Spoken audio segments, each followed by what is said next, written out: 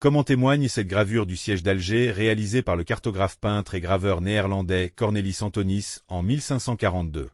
La ville d'Alger, en état de fortification, disposait d'un bon nombre de canons pour sa défense. Hassan Aga, qui avait compris comme Khayr ad-Din Barberousse que posséder de l'artillerie était indispensable pour repousser les attaques de leurs ennemis d'Europe, souhaita que l'on coule davantage de canons. Les Algériens s'adonnent à la tâche dans l'usine d'Ar al-Nahas qui se situait dans la région de Bab al-Oued et fabriquant tout le nécessaire au combat du pays, pistolets, fusils, canons, munitions et même des navires. Son principal ennemi, Charles Quint, fortement affaibli après l'échec cuisant de son opération militaire sur Alger.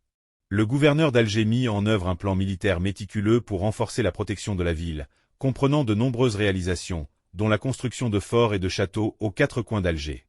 Et ce n'est pas tout.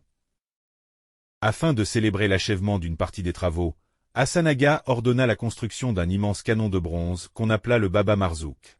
Une arme extraordinaire pour cette époque, le canon d'une longueur imposante possédait des obus lui permettant de tirer jusqu'à 5 km. Personne à cette époque, dans le bassin méditerranéen, pas même Charles Quint, ne pouvait se vanter de posséder ce type d'arme. À toute volée, c'est-à-dire en lui donnant toute la force possible, la capacité balistique du canon Baba Marzouk pour le XVIe siècle était exceptionnelle.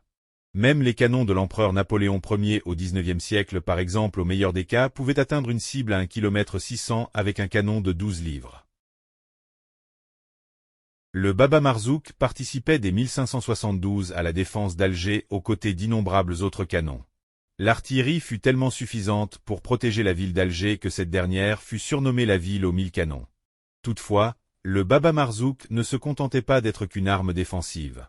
Coulé sous la supervision d'un artisan vénitien du nom de Sebastiano Corona, il avait également une grande portée offensive, capable de lancer des projectiles pesant 80 kg. Son impact ne pouvait que détruire l'adversaire ciblé.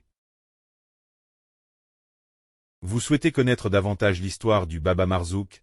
N'hésitez pas à regarder notre vidéo longue à ce sujet.